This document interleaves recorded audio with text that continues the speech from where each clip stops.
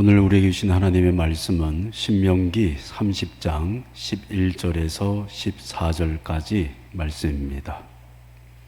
우리 한 목소리로 봉독합니다. 시작. 내가 오늘 내게 명령한 것, 이 명령은 내게 어려운 것도 아니요 먼 것도 아니라 하늘에 있는 것이 아니니 내가 이르기를 누가 우리를 위하여 하늘에 올라가 그의 명령을 우리에게로 가지고 와서 우리에게 들려 행하게 하랴 할 것이 아니요 이것이 바다 밖에 있는 것이 아니니 내가 이르기를 누가 우리를 위하여 바다를 건너가서 그의 명령을 우리에게로 가지고 와서 우리에게 들려 행하게 하랴 할 것도 아니라 오직 그 말씀이 내게 매우 가까워서 내 입에 있으며 내 마음에 있은즉 내가 이를 행할 수 있느니라. 아멘. 자, 우리 인사 한번 나누겠습니다. 여러분 어떻습니까? 예, 좋습니다. 우리 좌우 옆에 계신 분에게 사랑의 하트로 인사 나눕니다. 사랑합니다. 축복합니다. 네. 우리 교회 방문하신 가정이 계십니다. 일어서지는 않고 그냥 우리 박수로 한번 환영하겠습니다. 네, 반갑습니다. 네. 오늘 저희는 신명기 30장 말씀을 봅니다. 저는 이 본문을 보면서 하나님의 이 애달른 마음을 느껴요. 이 간절한 마음. 이렇게까지 할 필요가 있나 싶을 정도의 주님의 마음을 생각하게 됩니다. 무슨 이야기인가 하니 30장 1절부터 보게 되면 이스라엘 백성들이 하나님의 약속을 따라 가나안 땅에 들어가게 될 텐데 그들이 하나님을 잊어버리고 범죄한다는 이야기가 있습니다. 그런데 하나님이 그래도 그들을 회복시키길 원하신다 말씀하시고 또 그들에게 이제는 마음의 할례를 베풀겠다라는 말씀을 하세요. 돌이키겠다는 이야기죠. 주님의 관심은 앞으로 죄 지을 것까지도 생각하시면서 그들을 끌어안을 각오와 결의를 오늘 신명기 30장을 통해서 미리 보여주고 있다는 것을 알 수가 있습니다. 예수님의 십자가 사건이 그렇습니다. 사실 우리는 틈만 나면 죄 짓잖아요. 주님의 뜻대로 못 살 때가 많고 약속은 했지만 부끄럽게도 지키지 못할 때가 많은 인간의 나약함을 가진 존재가 바로 옆에 있는 사람이에요? 나예요? 네, 나예요. 그만큼 약합니다. 그만큼 초라할 때가 있습니다. 그러면서 동시에 주님이 오늘 하신 말씀이 한번 따라해 볼까요? 나의 말은 가까이에 있다. 하나님의 말씀이 가까이에 있다고 이야기하세요. 범죄할 것도 품으신다고 말씀하시고 마음의 할례까지 입혀주시겠다고 말씀하시면서 이제 그들에게 너희에게 나의 말, 하나님의 말씀이 너희들에게 가까이에 있다. 이렇게 교훈하시는 것을 볼 수가 있어요. 오늘 저는 가까이에 있는 하나님의 말씀, 여러분 성경책을 우리가 들고 있어서 가까운 게 아니에요. 매일 우리가 성경책을 눈앞에 볼 수 있어서 가까운 게 아니에요. 주님은 우리에게 가까이에 있는 이 말씀이 신앙인에게 어떤 특징을 가지고 있는지 오늘 본문을 통해서 저희들에게 교훈해 주세요. 자, 우리 성경을 한번 읽어볼게요. 신명기 30장 11절입니다. 읽습니다. 시작. 내가 오늘 내게 명령한 이 명령은 내게 어려운 것도 아니요 먼 것도 아니라. 한번 따라해 볼까요? 어렵지 않습니다. 이 어렵다라는 말은 무슨 뜻이냐 하면 구별하다, 분리하다, 크다 이런 뜻을 가지고 있어요. 한번 따라해 볼까요? 구별하다, 크다. 이게 무슨 말이냐 하면 하나님의 말씀은 너무 커서 구별하지 못할 만큼이 아니란 얘기예요. 이걸 조금 더 쉽게 얘기하면 따라해볼까요? 하나님의 말씀은 누구나 이해할 수 있다. 아멘. 여러분, 하나님의 말씀은 이해할 수 없어서 담을 수 없는 그런 크기가 아니라는 거예요. 주님의 말씀은 누구나 이해할 수 있어서 담아낼 수 있다는 얘기를 하고 있는 거예요. 아멘. 여러분, 하나님이 만약에 주님의 말씀이 이해할 수 없는 그 크기와 넓이와 깊이로 우리에게 주셨다면 사실은 주실 이유가 있어요, 없어요? 주실 이유가 없죠. 하나님의 말씀을 우리에게 주실 이유가 없어요. 이해하지 못할 말씀을 왜 주세요? 그냥 몽둥이를 드시면 되고 천재지변을 일으키시면 되죠. 그죠? 근데 주님은 인격적인 분이신 거예요. 하나님의 말씀을 우리에게 들려주시고 그 말씀을 우리가 이해하게 하심으로써 그 말씀에 반응할 수 있도록 우리를 인도해 주시는 줄로 믿습니다. 사랑하는 성도 여러분, 주님은 우리에게 항상 말씀으로 인도해 가신다는 사실을 기억하셔야 돼요. 지난주에 여러분에게 나눴던 이 회장님을 기억하세요? 팀 하스라는 회사를 설립한 하형록 회장님입니다. 다시 한번 사진을 보여주세요. 아, 사진을 안 넣었구나.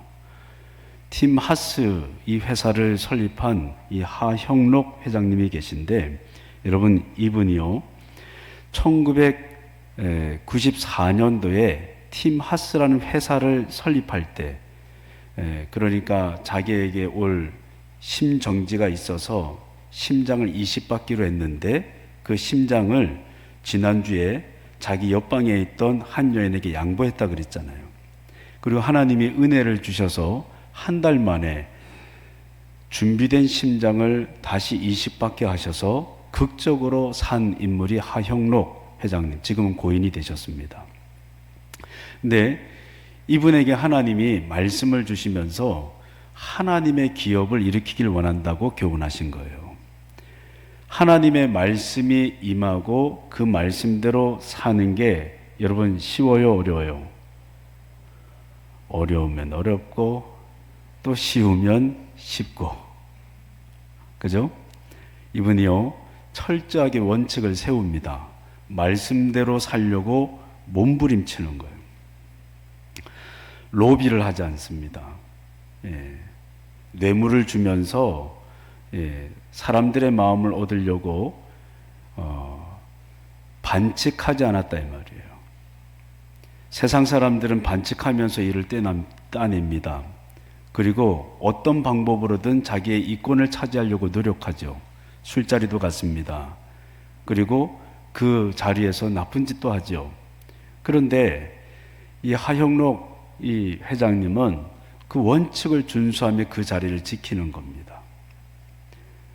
이게 쉬운 일은 아니죠. 하나님의 말씀대로 살 때 성과가 금방 나면 행복하죠. 근데 성과가 금방 나요, 안 나요? 제가 봐도 금방 안 날 때가 많습니다. 지금 어린아이들 교육관에서 지금 LPT라고 성경학교를 좀 바꿔서 Let's Play Together라는 컨셉으로 어린아이들 지금 여름 성경학교 대체 행사를 지금 하고 있습니다. 근데 처음으로 저희가 어린아이들 10명이 모여서 지금 모임을 하고 있습니다. 별로 놀라도 안 해요. 1년 동안 얼마나 몸부림쳤는지 모릅니다.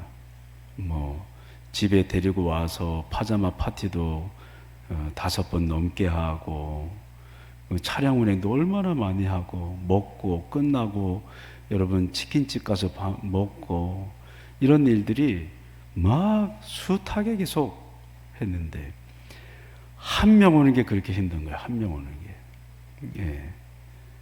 몸부림을 치는 것에 비해서 아이들이 빨리 늘어나요, 안 늘어나요? 안 늘어나요. 저는 제가 개척하고 목회하고 부목사 있으면서도 다음 세대 사역하면서 부흥을 하지 않은 적이 없어요. 60명이 되면 어떤 때는 3개월 만에 90명도 돼본 적이 있고, 그럼 10명 데리고 시작했다가 한 해가 끝날 땐 40명이 되기도 하고, 한 번도 다음 세대 사역하면서 부흥이 안 된 적이 없어요.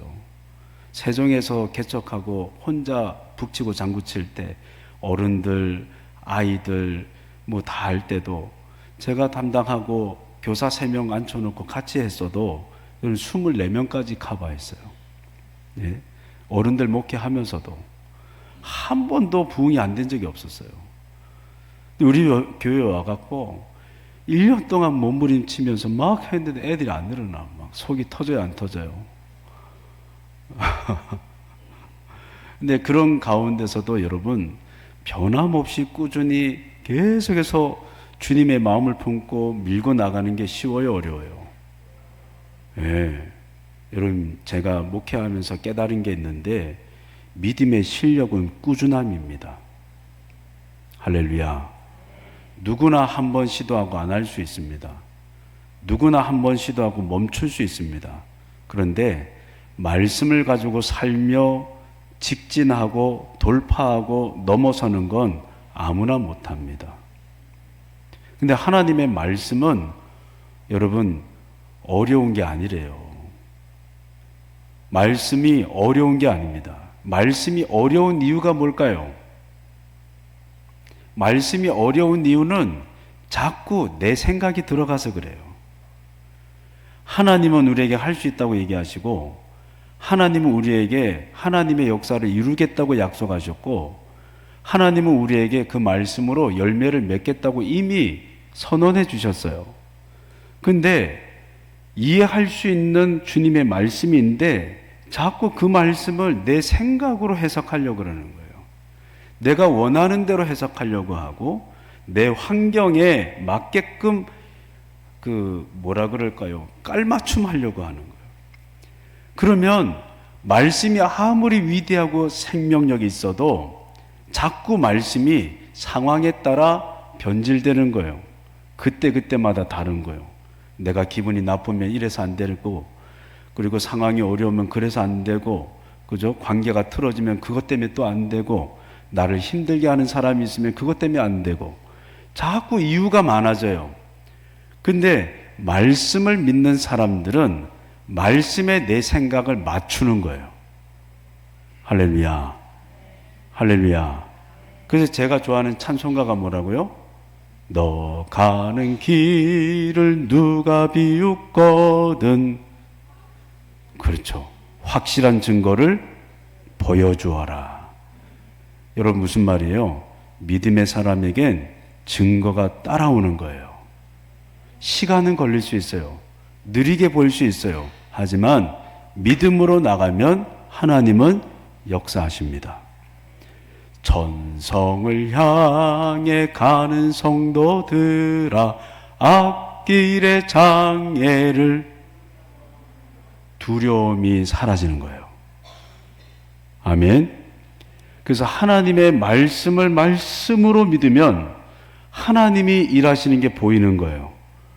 나는 몰랐는데 말씀대로 살고 또 살고 가다 보니 어느 순간 말씀대로 살았더니 말씀으로 결실하는 놀라운 열매들이 어느 순간 보여지기 시작하는 거죠. 아멘. 여러분, 하나님은 이해할 수 있는 말씀을 주셨습니다. 여러분에게 그 말씀으로 역사하시는 줄로 믿습니다. 여러분, 이 하영록 회장님이 돌파하는 거예요. 얼마나 힘들었겠어요. 근데 어려움을 돌파하는 거예요. 한계를 넘어서는 거예요. 아멘. 오늘 성경에 보면 또 이런 표현이 있어요. 하나님의 말씀이 먼 것도 아니라, 따라해볼까요? 먼 것도 아니라.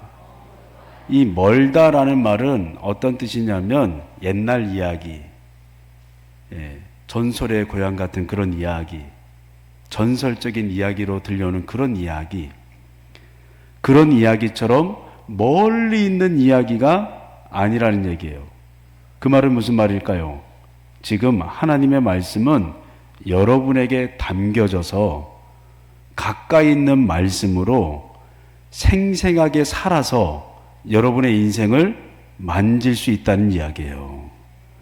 할렐루야. 마귀는 오늘도 우리를 속입니다. 말씀으로 감동을 얻고 말씀으로 한계를 돌파하고 말씀으로 주의 뜻대로 살면서 결실하고 변화를 맛볼 수 있다는 것에 대해서 마귀는 때로는 목사님이니까 그런 거야. 장로님이니까 그런 거야. 어떤 신실한 분에게만 특별하게 임하는 거야. 이렇게 자꾸 내가 아닌 누군가에게만 국한된 하나님의 말씀의 능력을 우리의 머릿속에 되뇌이게 만듭니다. 근데 주님은 우리에게 말씀하세요. 어려운 것이 아니다. 누구나 다 이해할 수 있고 멀리 있는 것이 아니다. 가까이서 내 안에서 내가 누릴 수 있는 생명의 말씀이라고 교훈하십니다. 아멘.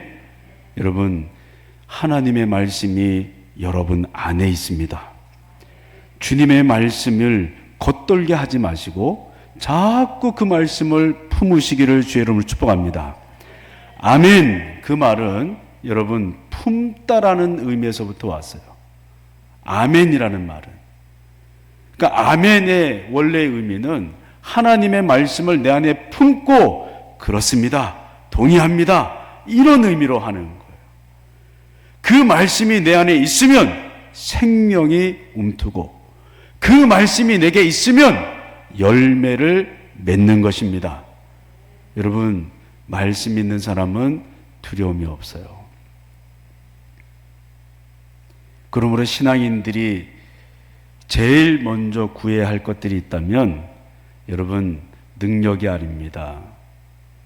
환경이 풀리는 과제가 아닙니다. 돈의 문제가 아닙니다. 믿음의 사람은 말씀을 달라고 기도하셔야 합니다. 아멘. 우리 성경을 한번 찾아봤으면 좋겠어요.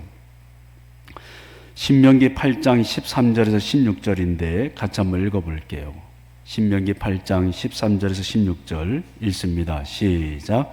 또 내 소와 양이 번성하며 내 은금이 증식되며 내 소유가 다 풍부하게 될 때에 내 마음이 교만하여 내 하나님 여호와를 잊어버릴까 염려하노라. 여호와는 너를 애굽 땅 종되었던 집에서 이끌어내시고 너를 인도하여 그 광대하고 위험한 광야 곧 불뱀과 전갈이 있고 물이 없는 간조한 땅을 지나게 하셨으며 또 너를 위하여 단단한 반석에서 물을 내셨으며 내 조상들도 알지 못하던 만나를 광야에서 내게 먹이셨나니 이는 다 너를 낮추시며 너를 시험하사 마침내 내게 복을 주려 하심이었느니라. 아멘. 여러분, 광야의 여정이 힘들었지만 모세가 뭐라고 얘기해요? 다 복을 주기 위함이었대요. 여러분, 주님의 일을 하다가 주님의 말씀대로 사는 것은 어떻게 보면 광야를 지난 것이기 때문에 좀 버겁게 느껴질 수가 있어요. 근데 주님이 뭐라고 말씀하세요? 다 복을 주기 위함이래요. 그래서 모세가 이스라엘 백성들에게 얘기합니다. 잊지 말라. 뭐라고요? 잊지 말라. 하나님을 잊지 말고 하나님의 말씀을 잊지 말라는 거예요.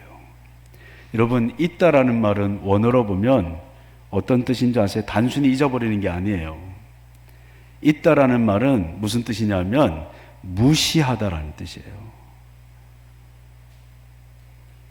내가 위기를 만날 때 내지는 일상의 삶을 살 때 하나님의 말씀에 귀를 기울이지 않는 것 자체가 무엇과 같아요? 말씀을 무시하는 것과 같은 거예요. 그만큼 하나님은 우리 믿는 성도들을 향해서 하나님 말씀을 붙잡으라고, 가까이에 있는 말씀을 붙잡으라고, 전설 속에 있는 그런 이야기가 아니고 내 안에 살아 움직이는 말씀이니까 그 말씀을 붙잡으라고 오늘도 우리를 향해서 주님은 말씀하고 있는 것입니다. 할렐루야. 얼마나 간절했을까? 30장의 신명기 30장의 말씀이 먹고 살만하고 지낼만하니 너희들이 나를 잊어버릴 텐데 그래도 나는 너희들을 품을 거야. 그러면서 또다시 주님이 너희에게 준 말씀은 가까이 있는 거니까 그 말씀을 품어야 돼 라고 백성들 향해서 이야기할 때 여러분 주님의 마음이 얼마나 간절한지 느끼실 수 있으세요? 주님은 정말 간절한 거예요. 오늘도 예배를 드리면서 저와 여러분들이 하나님 앞에 설 때 주님이 우리에게 가지시는 마음이 이거예요. 가까이에 있으니 잊어버리지 말고 그 말씀을 붙잡으라는 거예요. 아멘. 한 말씀이라도 한 단어라도 마음에 새기고 이런 그 말씀을 가지고 있으라는 거예요. 할렐루야. 여러분 가까이에 있는 말씀 두 번째 특징입니다. 신명기 30장 14절 말씀 같이 읽어볼게요. 시작.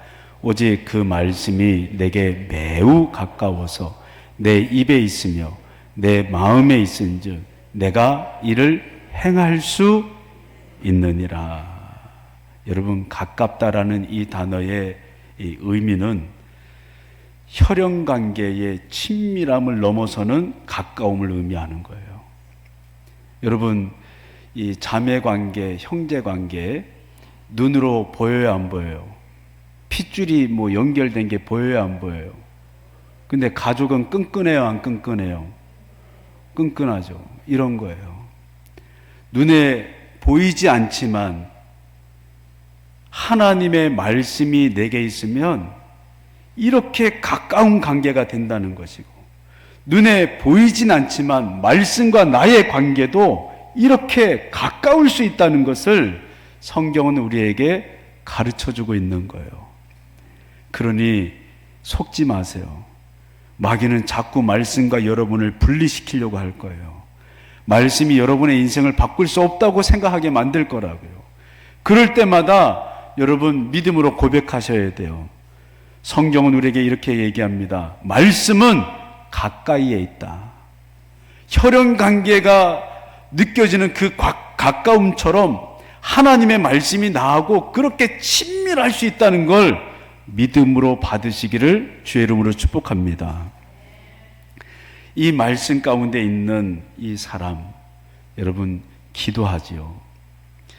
영국의 세계적 전도자 디한이라는 목사님이 있었어요.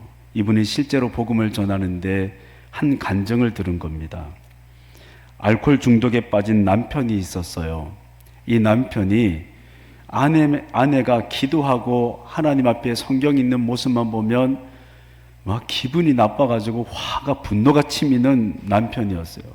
어느 날 이 남편이 술을 거하게 한잔하고 취해서 들어왔는데 아내가 성경책을 보고 묵상하면서 아멘, 아멘 하면서 남편 위해서 중보기도 하고 있는 거예요. 하나님 살려주세요. 남편 좀 살려주세요. 중보기도 하고 있는 거예요. 근데 그 모습을 보고 남편이요 화가 치밀어 오른 거예요. 그래서 아내가 보고 있는 성경책을 냈다 잡아가지고 집안에 있는 벽난로, 불타고 있는 벽난로에 던져버렸어요. 성경책이 탔을까요? 탔죠. 다 탔는데 놀라운 일이 일어났어요. 마태복음 24장 35절에 한 구절에 조각이 남은 거예요. 어떤 내용이냐? 천지는 없어지려니와 나의 말은 없어지지 아니하느니라. 여러분, 아내가 남편을 위해서 중보기도할 때, 말씀 붙잡고 기도할 때, 이 말씀이 남편의 심장에 팍 부딪혀버린 거예요. 그 영혼을 한 절에 불타는 그 종이 한 조각인데, 한 절일 뿐인데 그 남편의 마음을 강타해버린 거예요.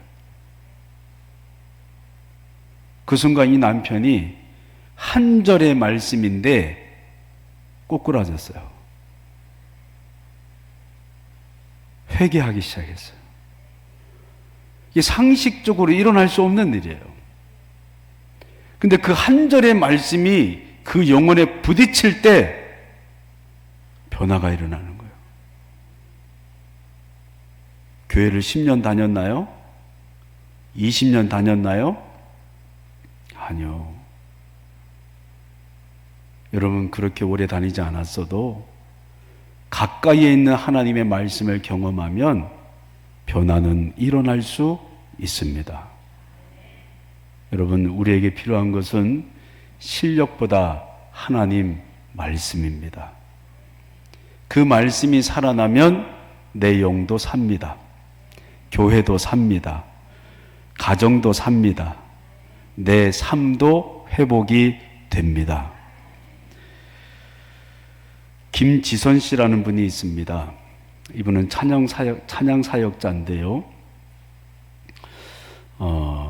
성악을 전공했고, 그리고 찬양 사역자로 하나님 앞에 쓰임 받고 싶은 꿈이 있었던 여인이었어요.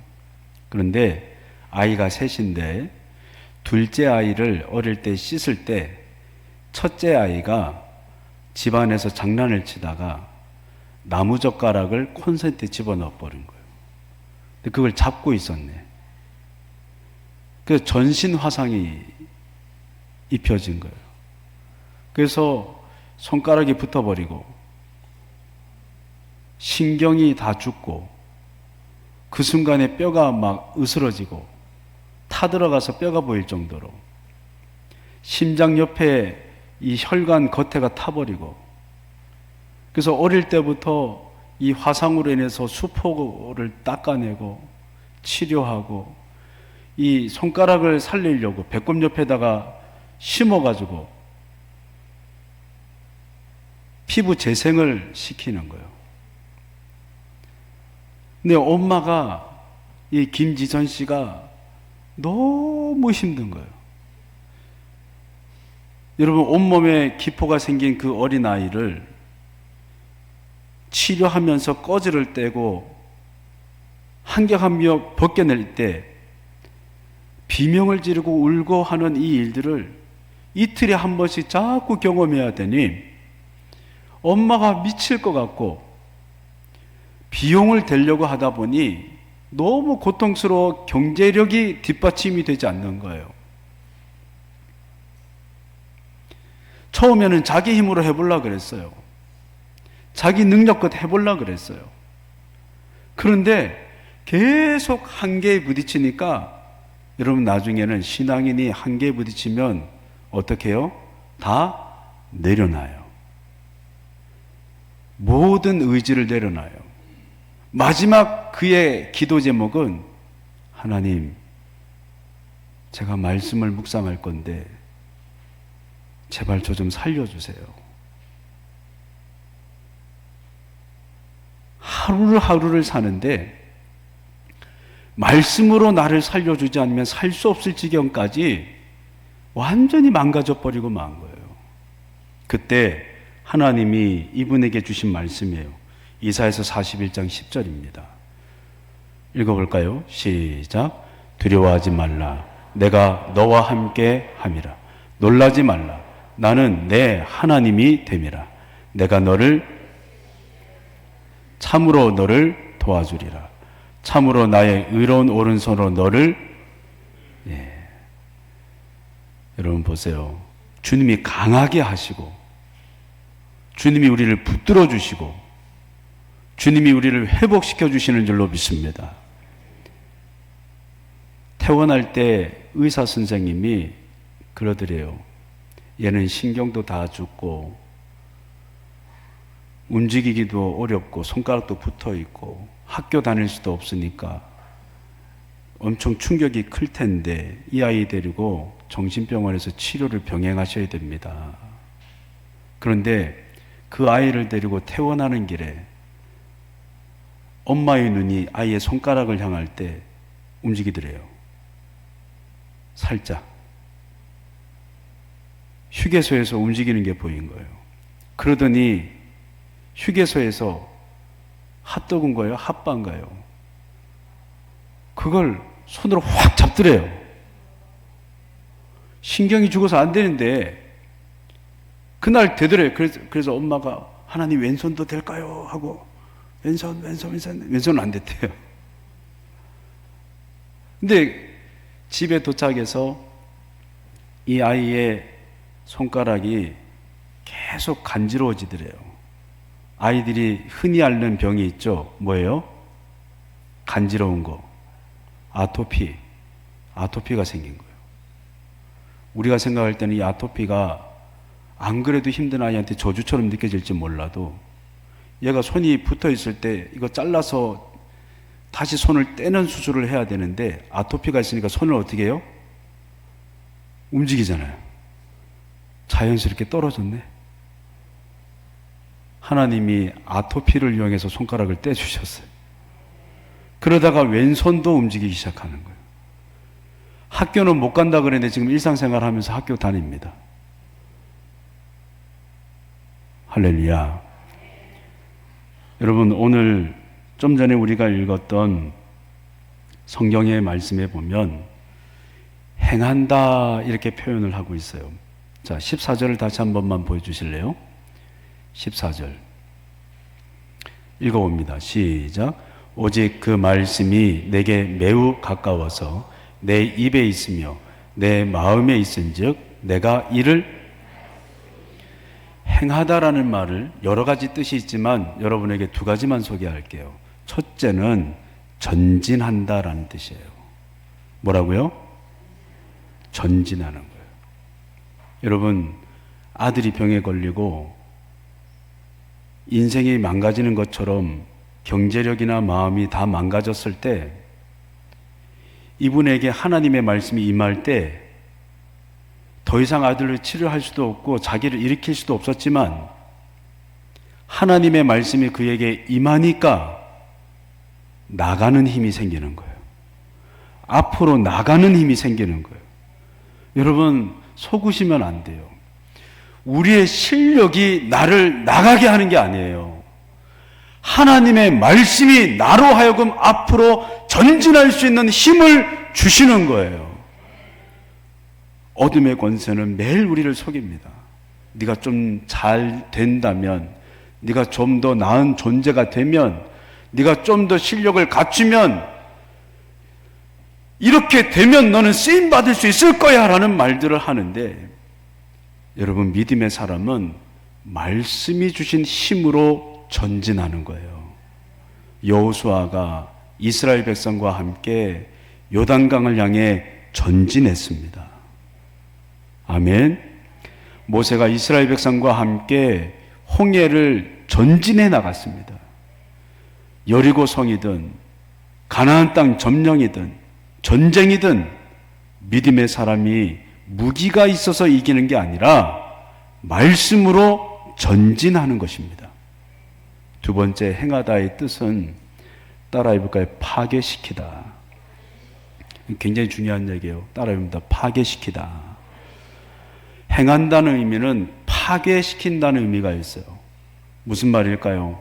마귀가 나를 유혹하고 나에게 무기력함을 심어주고 아무것도 못하는 존재인 것처럼 나를 자꾸 만들려고 할 때 하나님의 말씀이 내게 있으면 마귀와 대적하여 싸우고 마귀를 파괴시키는 힘이 말씀에 있는 거예요. 할렐루야. 그렇습니다. 주님은 이 말씀이 어려운 게 아니래요. 이 말씀이 가까이에 있대요. 이 말씀은 행하는 능력을 주신대요. 아멘. 사랑하는 성도 여러분, 이 말씀이 여러분에게 가득하시기를 축복합니다.